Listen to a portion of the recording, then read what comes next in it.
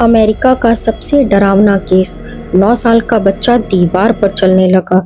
ये कोई बनाई हुई कहानी नहीं है, ये एक सच्ची घटना पर आधारित है जो अमेरिका के एक शहर में हुई थी और जिसे देखकर पुलिस, डॉक्टर और अधिकारी तक डर गए थे।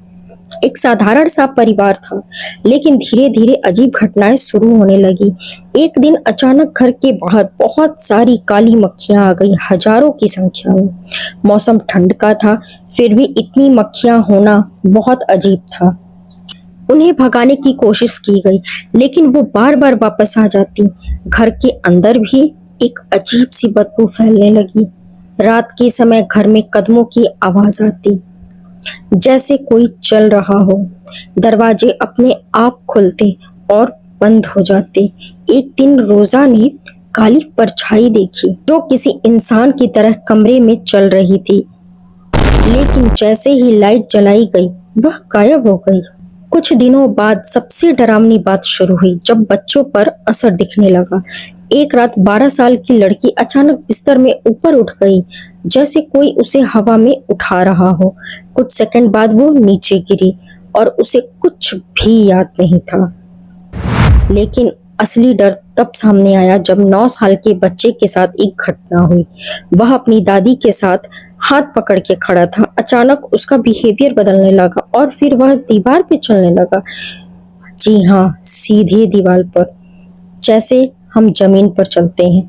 ये देखकर वहां मौजूद खड़े लोग सब डर गए और कमरे से बाहर भागने लगे। उन्होंने कहा ये इंसान के लिए तो करना पॉसिबल ही नहीं है। फिर घर में डेली नई नई घटनाएं होने लगी। बच्चे अचानक से चिल्लाने लगते, उनकी आवाजें बदल जाती। ऐसा लगता जैसे कोई अदृश्य ताकत उन्हें नियंत्रित कर रही हो। लाटोया ने कहा कि उसके घर में 200 बुरी आत्माएं हैं। आखिर में उन्होंने एक प्रीस्ट को बुलाया। उन्होंने प्रेयर्स और एग्जॉर्सिज्म करवाए। जब एग्जॉर्सिज्म हो रहा था, लाटोया का बिहेवियर बिल्कुल बदल गया। वो जोर जोर से चिल्लाने लगी, उनकी आवाज अलग हो गई। रूम का माहौल बहुत भारी हो गया, लेकिन कुछ टाइम बाद सब धीरे धीरे शांत भी हो गया। इसके बाद फैमिली ने वो घर छोड़ दिया और धीरे धीरे सब कुछ नॉर्मल हो गया।